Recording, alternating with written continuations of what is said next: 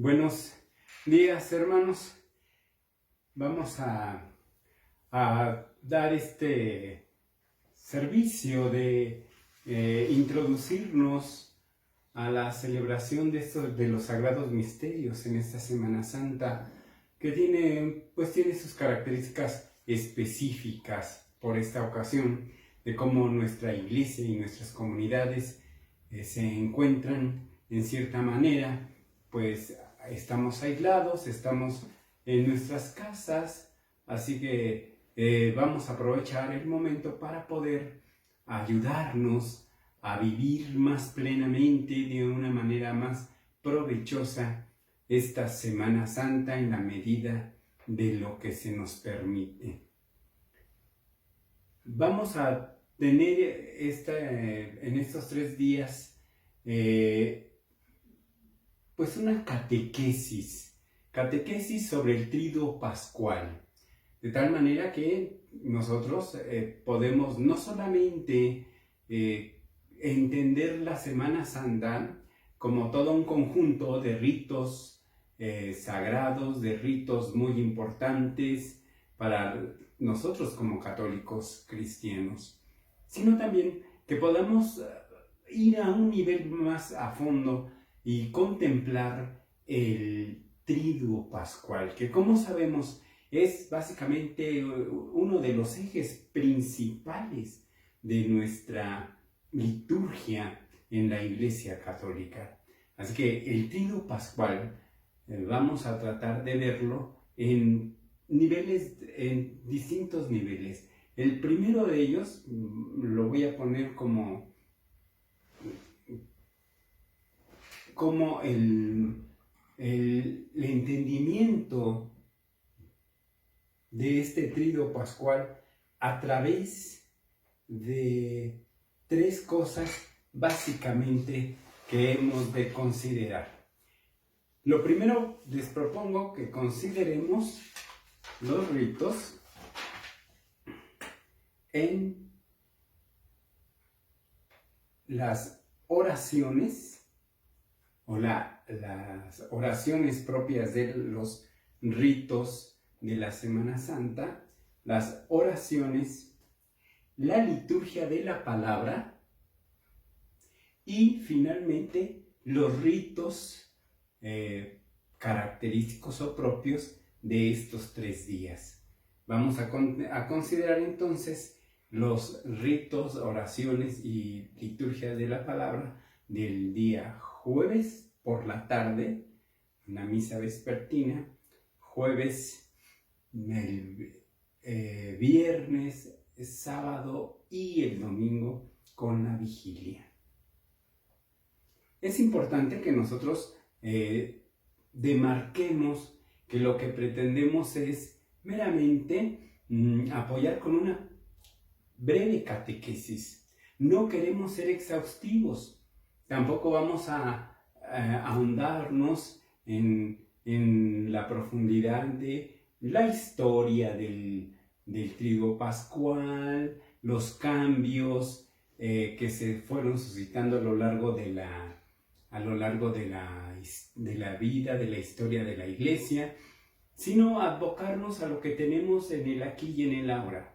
Y que el rito del Triduo Pascual lo tenemos precisamente contemplado en el misal romano. En el misal romano tenemos pues señaladas las ceremonias y las festividades del Triduo Pascual. Aunque también tenemos otro apoyo en el que un ritual está específicamente diseñado y compilado para estos días. Es el mismo ritual, simplemente que es de una manera más práctica, y esto lo menciono solamente para poder poner a colación la consideración de que nosotros como iglesia todos celebramos en comunión, no solamente en comunión eclesial o comunitaria, sino también en la comunión del rito, de las acciones celebrativas que tenemos ya estructurados y que entonces así las podemos presentar. Vamos pues a advocarnos a estos 3 elementos: las oraciones, la liturgia de la palabra y los ritos propios de cada celebración. Quisiera empezar por lo tanto con el Jueves Santo, que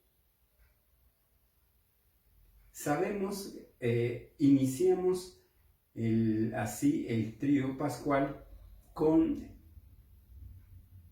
la celebración de la Cena del Señor.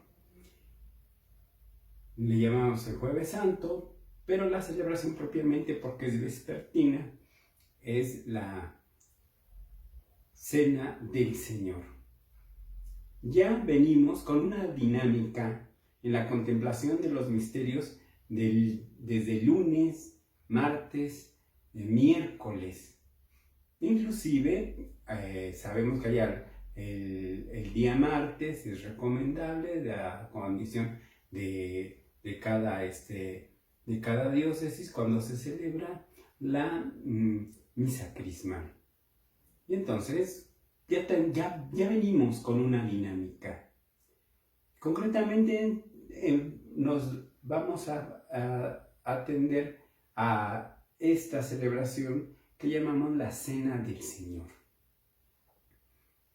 Como les he dicho al principio, vamos a considerar primero la eucología o las oraciones, la oración colecta, la oración sobre las ofrendas, el prefacio, la plegaria eucarística que es sugerida, y a partir de ahí nosotros desde estos textos podemos ir marcando el itinerario para esta vivencia de los sagrados misterios del tríodo pascual en este año. Primero, pasemos con las oraciones, la eucología. En las oraciones tenemos la oración colecta del día jueves o de la misa vespertina. Esta oración es muy interesante. Vamos a ver cómo en las oraciones, en la eucología, ya nos viene dada de una manera sintética todo el misterio que celebramos y al mismo tiempo todo el misterio salvífico. Recurramos a la oración y vamos a ver cómo la oración colecta del Jueves Santo, de la misa vespertina, tiene 3 elementos fundamentales. Escuchémosla. Dice: Dios nuestro, que nos has reunido para celebrar aquella cena en la cual tu Hijo único, antes de entregarse a la muerte, confió a la Iglesia el sacrificio nuevo y eterno sacramento de su amor, concédenos alcanzar por la participación en este sacramento la plenitud del amor y de la vida. Por nuestro Señor Jesucristo, tu Hijo, que vive y reina contigo en la unidad del Espíritu Santo y es Dios por los siglos de los siglos. Amén. No debemos olvidar que en su gran mayoría las oraciones colectas, salvo 2 o 3 excepciones, la oración colecta siempre es una oración dirigida a Dios Padre. La Iglesia, que ha sido congregada para elevar la oración a Dios por medio de nuestro Señor Jesucristo.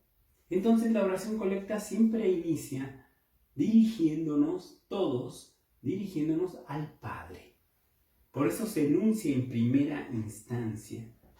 Y lo segundo que se enuncia es como la iniciativa de reunirnos ha sido en primera instancia de Dios Padre. Él es el que nos ha reunido. Eso es lo que debemos resaltar y siempre tener en cuenta, no solamente en este en esta celebración. Es el Señor el que nos ha reunido y es el Señor el que nos permite entonces vivir estos misterios. Después, la misma oración nos da este aspecto anamnético o memorial de en qué consiste esta celebración. En qué consiste en recordar y celebrar, conmemorar la cena del Señor. De hecho, es Jesucristo el que protagoniza esta celebración, inclusive desde el entregarse para la salvación. Entonces ya veamos los elementos de nuestro culto: la oración dirigida al Padre por nuestro Señor Jesucristo. Como iglesia nos unimos a la petición de Cristo al Padre. Después viene una referencia a cómo esta participación en el sacrificio del nuevo sacramento nos concede la plenitud, porque este sacrificio Cristo se lo ha confiado a la iglesia. Ese elemento es importante porque aquí vemos o mejor dicho, desde aquí sostenemos cómo la celebración eucarística y por ende la celebración de todos los sacramentos y de los actos litúrgicos en nuestra iglesia vienen motivados desde la voluntad del Padre y del Hijo. Entonces, nosotros celebramos con Cristo y que lo que Cristo ha confiado a su iglesia se ha perpetuado a lo largo de la historia. Aunque es verdad, como he mencionado hace un momento, a lo largo de la historia se dieron cambios, algunas innovaciones, enriquecimientos, etcétera, etcétera. Sin embargo, la parte nuclear, la centralidad del Tríodo Pascual, siempre se constituyó como un garante para todas las posibles o futuras modificaciones o adiciones que se fueron realizando.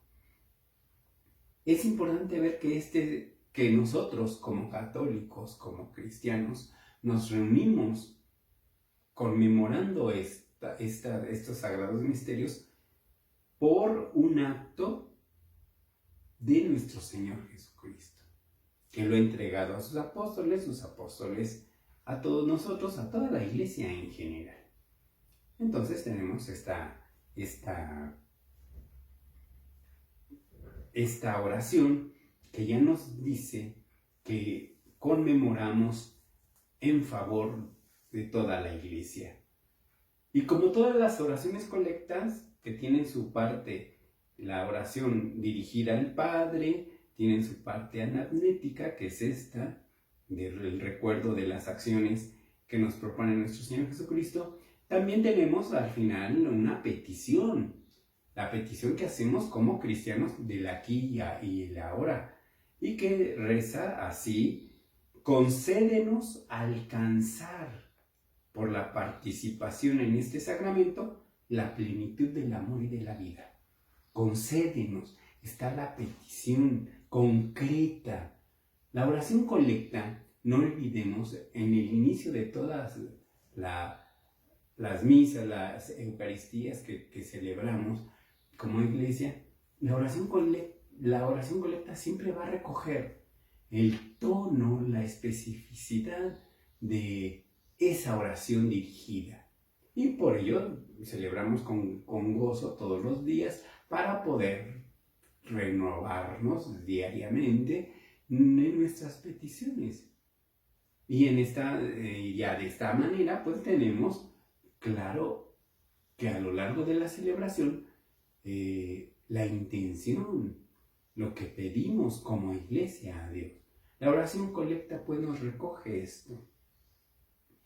También podemos referirnos, para seguir en esta misma línea, la oración es sobre las ofrendas. Las oraciones de las ofrendas es una oración que tiene como centralidad la participación en el misterio, y que nosotros pedimos al Señor que podamos ser beneficiarios de eso que nosotros mismos estamos pidiendo. Estamos pues celebrando el misterio, el memorial de la muerte de tu Hijo, y cada vez que lo celebramos, dice la oración, se realiza la obra de nuestra redención. Esta oración pues nos invita a considerar la ceremonia eucarística como ya una acción de salvación, y lo que a nosotros nos conviene es recibir esa obra redentora. El prefacio es también un elemento valioso. Pocas veces consideramos el prefacio. Creemos que el prefacio se convierte meramente a veces en un texto meramente de bisagra, de paso, que no tiene mayor relevancia más que como una especie de complemento. Sin embargo, tiene una gran riqueza teológica y nos sitúa de una manera muy concreta en el sentido de la celebración que realizamos al momento. En este caso no es distinto el prefacio que tenemos para esta celebración vespertina. Nos dice la presencia, la participación de que en este sacrificio de ofrecimiento al Padre, Jesucristo es el protagonista, y lo pone en esos términos, que Jesucristo es el verdadero y eterno sacerdote, al instituir el sacrificio perdurable, empezando en cuanto a que Él se ofrece como víctima, y al mismo tiempo con la continuación en orden a que nosotros, sus discípulos, celebremos el memorial. Entonces, es importante resaltar cómo en esta misa de la institución de la Eucaristía también se nos dice que nosotros tenemos ese mandato de celebrarlo. Es toda la comunidad. Toda la comunidad tiene el mandato de celebrar estos sagrados misterios. No es, pues, válido, y aquí lo podemos deducir de manera casi obvia, no es, pues, válido entonces creer que la celebración eucarística, y concretamente en estos días, pues, lo podemos hacer a título personal o buscando una significación meramente personal, que me llene a mí. Es bueno, pero al final del día, la conmemoración del Triduo Pascual es una acción de toda la Iglesia, y de toda la Iglesia de todos los tiempos. De tal forma que en la eucología, en las oraciones, nosotros podemos encontrar esta riqueza para poder meditar. Miren, es claro que nosotros en nuestros días somos muy visuales pues vemos programas favoritos, incluso hay quienes vemos celebraciones, también la televisión no solamente nos divierte, también nos instruye, etcétera, etcétera. Somos muy visuales. Nos gusta ver las fotos, ahora, bueno, con las redes, pues nos gusta subir imágenes y demás. Somos muy visuales. Eso no está mal, es normal. Pero últimamente pareciese que le damos más peso a la imagen, que insisto, no está mal, y dejamos de lado a veces las consideraciones un poco más profundas. La imagen se nos presenta como inmediata, pero a veces se nos escapa el sentido profundo de la imagen y en todo caso de los actos. Entonces aquí nosotros lo que podemos y debemos realizar, ya que tenemos esta oportunidad de buscar y tratar de percibir el sentido más profundo de nuestras celebraciones. Insisto, estas catequesis solamente son una especie de un pretexto. Haremos algunos señalamientos, no vamos a ser exhaustivos, no podemos ser exhaustivos. Sin embargo, cada uno de nosotros sí debe de buscar un poco más de profundidad en lo que vamos considerando. Y sobre todo, que vamos pasando los días santos con un aprovechamiento notable. Confiamos que así lo logremos, es nuestra intención. Estamos haciendo ese esfuerzo en la unidad, pero sí que vayamos entendiendo cómo en este tiempo en el que estamos confinados, entonces nace una oportunidad. No todo es una cuestión negativa, sino que ya esta situación nos concede una oportunidad, y la oportunidad de ir más a fondo.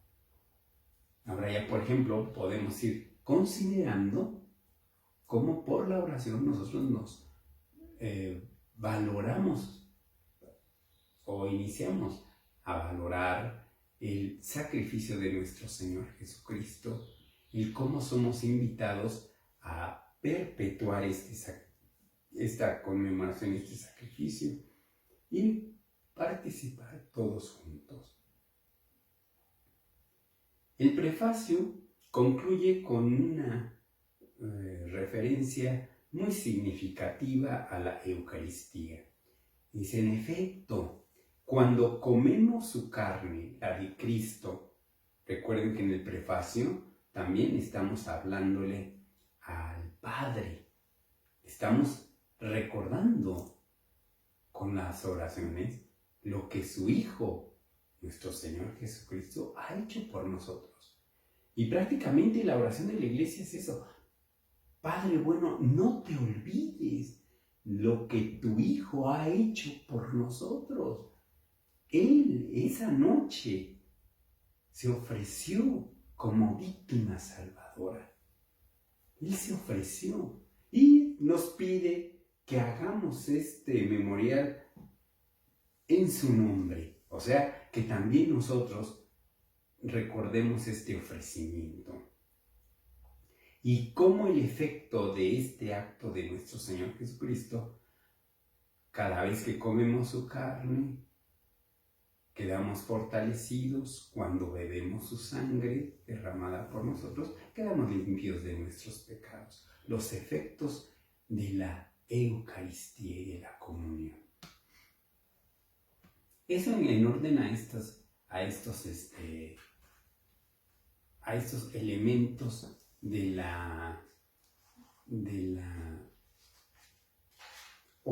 las oraciones de la eucología. Para concluirlo, el segmento de la eucología, les anuncio la oración después de la comunión, dirigidos al Padre. Señor, tú que nos permites disfrutar en esta vida de la cena instituida por tu Hijo, concédenos participar también del banquete celestial en tu reino. Es una oración que tiene un tinte, por si me permiten decirlo así, un tinte escatológico.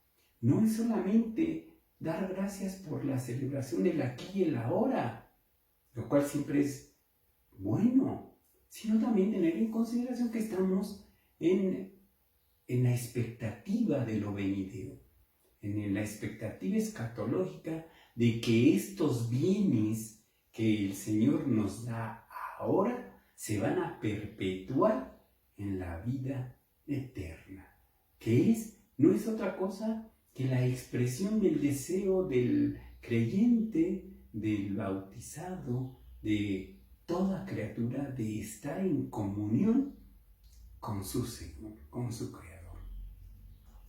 Las oraciones, pues, es bueno, es necesario que sepamos seguirlas. A veces tenemos bastantes subsidios. Tenemos el misalito mensual, hay quienes veo ya frecuentemente como algunos fieles han adquirido su ritual de Semana Santa, lo cual está muy bien. Sin embargo, lo importante es que al seguir las oraciones, entendamos que no son oraciones que solamente hace el que preside, sino que las hace en nombre de la Iglesia. De tal manera que al unirnos a esas oraciones, somos también nosotros los que estamos hablando al Padre, dándole gracias, recordándole lo que hizo su Hijo Jesucristo por nosotros, y que tiene valor cada oración que es enunciada, que no nos pase pues de noche. Lo siguiente que quiero que consideremos entonces es la liturgia de la palabra. Ahora nada más vamos a considerar la liturgia de la palabra de la celebración vespertina. Vamos a hablar de estas lecturas que vienen enunciadas para esta celebración.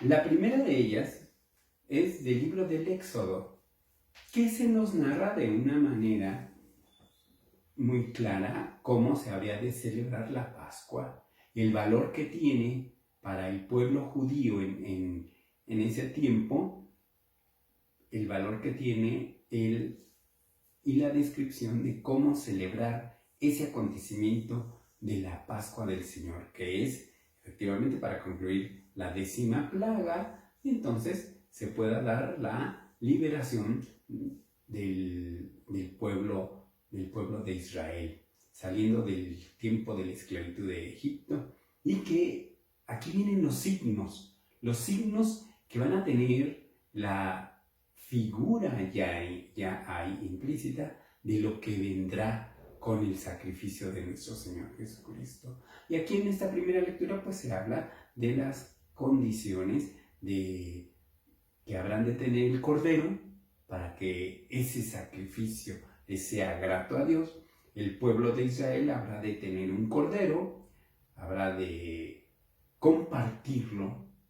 Algo que es muy interesante aquí señalar es cómo ese Cordero también, aunque en un primer momento se pide que cada familia va a sacrificar un Cordero, también hacen la propuesta de que sea compartido con aquellos para quienes les sea muy gravoso o se les imposibilite tener un Cordero, puede ser compartido con nosotros.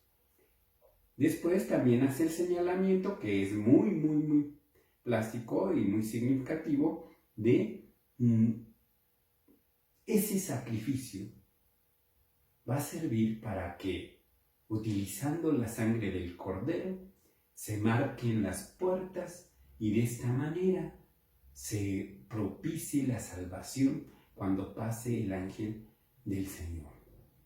Dice él, cuando pase el ángel del Señor, verá esa sangre del cordero sacrificado y entonces se irá de largo, no pasará nada ahí. Y esta ceremonia ya va haciendo eco del sacrificio que hará nuestro Señor Jesucristo, que será un sacrificio definitivo, de una vez y para siempre. Después tenemos el Salmo que hace eco precisamente de la primera lectura, y señalo la segunda lectura, que es la de la primera carta del apóstol San Pablo a los Corintios. Esta referencia de la carta paulina, hemos de recordar que es la primera referencia que tenemos de la Sagrada Eucaristía ya desde los tiempos apostólicos. Y cómo San Pablo hace una pequeña introducción diciéndole a los hermanos de Corintio que él nos transmite lo mismo que él recibió, y nos hace una referencia a la narración de la institución eucarística, como Jesucristo esa misma noche tomó el pan, lo partió, etcétera, etcétera. Entonces, vean cómo aquí la dinámica de la liturgia de la palabra nos habla de cómo en el pasado se realizó este rito de la sangre del cordero, del sacrificio del cordero, y cómo se hace presente plenamente en el cumplimiento, en las acciones de nuestro Señor Jesucristo. Y nos dice que a lo largo del tiempo, Él, para los tiempos que Él señala, pues ya la tradición, si se le puede llamar así, para tiempos de San Pablo ya era la misma. Él recibe como los cristianos en un principio recibían o celebraban estos acontecimientos con el nuevo significado en que en Cristo es el Cordero de Dios y que en Él se hace el sacrificio a través de las especies del pan y el vino. Se hace ya patente la nueva alianza y el mandato de hacer esto en memoria suya. La Iglesia siempre ha querido ver la celebración, acontecimientos importantes como la institución eucarística y a la par la institución del sacramento del orden, porque uno no va sin el otro. Están por medio de los ministros, se perpetúa y se continúa la celebración eucarística a favor de toda la Iglesia. Ciertamente todos como bautizados participamos de las celebraciones, pero por medio del orden sacerdotal lo que tenemos ahí es un servicio. No es el privilegio de ser, sino el servicio del ministerio en favor de toda la comunidad, de toda la Iglesia. Eso nos lo indica así en la primera, el Salmo, y la segunda lectura. El Evangelio tiene una connotación que hay que resaltar, porque sin lugar a dudas sabemos que la liturgia de la palabra siempre va orientada al Evangelio que se proclama. Y en este caso, el Evangelio que se proclama es la narración del mandato del Señor y el servicio que hace cuando muestra el acto de lavar los pies de sus apóstoles. que en ese caso no es solamente mirar, como a veces se puede ver, se puede quedarse en cómo Jesús, he escuchado expresiones que cómo el Señor se humilla haciendo el trabajo de los esclavos, y entonces Él, siendo el maestro, se hinca y le lava los pies. Vemos la renuencia de Simón Pedro diciendo: tú a mí no me lavas, porque sabe y lo aprecia como quien es. Y el Señor dice que efectivamente que ahora no entienden lo que Él hace, pero ya lo entenderemos, y que le permita entonces Pedro dejar realizar lo que tiene que realizar. Y el Señor hace pues este acto de lavar los pies para decir y significar de manera clara que es la cuestión del servicio. No considero yo que veamos meramente el servicio del Señor de lavar los pies a los apóstoles como un acto de humillación, sino exaltemos ante todo el servicio, porque al final es lo que dice el maestro: lávense los pies, hagan el servicio, ayúdense, apóyense los unos a los otros. Es el signo de la confraternidad. Y entonces lo vivimos con nuestro Señor Jesucristo. En ello pues se centra la liturgia de la palabra. Nos dice el ritual y se nos recomienda que tengamos mucho cuidado que pongamos mucho cuidado en la homilía que es parte de la liturgia de la palabra, y en donde nos dice que hay que recordar estos elementos básicos de la liturgia de la palabra, que es la institución eucarística, el orden sacerdotal y el mandato del Señor de hacernos el servicio en favor del otro y ayudarnos. Entonces la liturgia de la palabra es muy concreta y podemos nosotros inclusive tenerlo como una guía espiritual para poder hacer un itinerario en estos días, sobre todo el día jueves, cómo nosotros servimos a los demás. Sin lugar a dudas podemos hacer una valoración de cómo los otros nos sirven, pero también necesitamos hacer la valoración de cómo servimos nosotros a los demás. Finalmente, los ritos característicos de este jueves, del Jueves Santo, que nosotros así lo señalamos, son dos: el del lavatorio de pies y la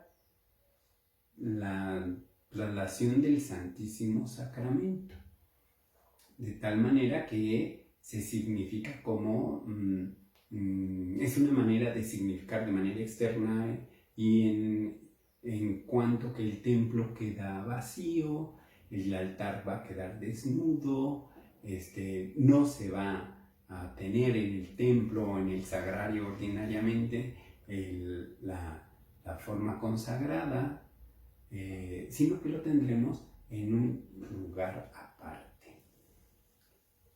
Este rito, pues, del lavatorio de pies, que se nos indica que el que preside habrá de elegir a quienes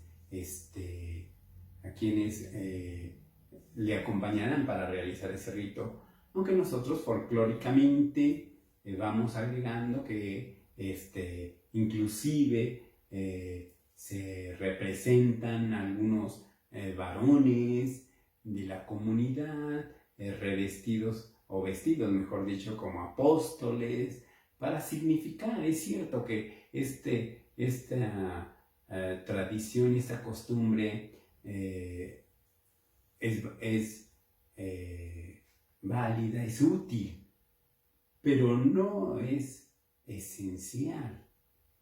No es esencial que tengan que disfrazarse. Basta que consideremos hermanos, hermanas, actualmente miembros de la comunidad, que pueden permitir o pueden cooperar para realizar este signo. Y que quede claro que es eso, es el signo. Es el signo de que manifestemos que efectivamente, una vez escuchada la palabra, la liturgia de la palabra, que nos habla el Señor en el Evangelio, en el que debemos de servir los unos a los otros como Él nos lo muestra, entonces nosotros debemos de considerar esto, que el servicio que hacemos no es meramente ocasional, de una vez y cada año y nada más, ¿no? Sino que debe de ser la actitud constante del cristiano. Entonces tenemos este signo del lavatorio de pies para significar el mandato del Señor de que los unos a los otros hemos de servirnos. Finalmente, tenemos el traslado del Santísimo. Eso en ocasiones no se podrá realizar, dependiendo de las condiciones de cada parroquia. Sin embargo, sigue siendo la misma finalidad. Tener, después de la celebración eucarística, poder tener un momento de diálogo con el Señor.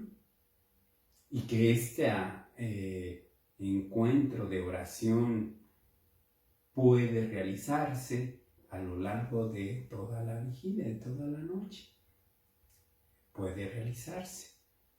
Lo importante es que nos demos el tiempo, sea en la privacidad de nuestra casa, sea en la austeridad del templo, poder darnos el tiempo de dialogarnos, de poder dialogar con el Señor y poder contemplar, insisto, en este momento nada más del día jueves, en estos ritos, y cómo la significación es ante todo para que nos encarrilemos y nos unamos todos en la oración de la vigilia pascual. Esto no lo podemos perder de vista. Sería un error querer entender los signos litúrgicos de la Semana Santa de manera atómica, atomizada o fraccionaria, de un día y otro, ¿no? Porque todos están unidos. Entonces, ya desde la misma Cena del Señor, desde la celebración de la Cena del Señor, ya desde aquí vemos cómo estamos orientados a la celebración pascual. Entonces, no es que estemos haciendo una especie de representación teatral de los acontecimientos salvíficos, no es un acto teatral, sino que es una consideración espiritual. Entonces, fíjense los apoyos, con esto concluyo para este día. Vean los apoyos que tenemos para profundizar en nuestra fe. No solamente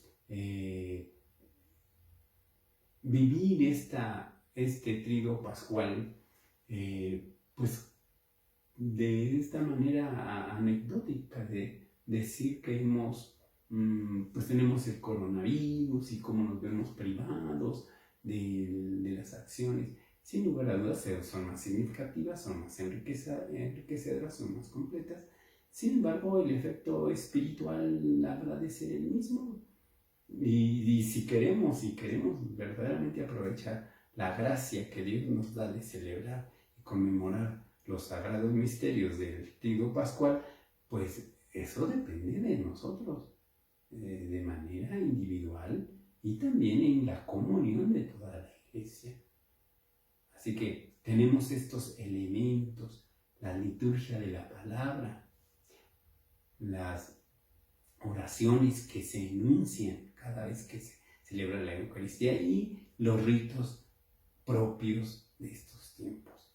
Entonces, hay una gran riqueza que tenemos en nuestra Iglesia, en nuestra liturgia, y lo único que hace falta es que nos demos a la tarea de aprovecharlos. pues hasta aquí lo dejamos este día, no vamos a, no queremos, ¿cómo decirlo?, agravarles tanto el tiempo, pero sí que tengan estas indicaciones que nos ayudan a dar las luces de cómo hemos de celebrar. Nos vemos en la próxima ocasión. Gracias.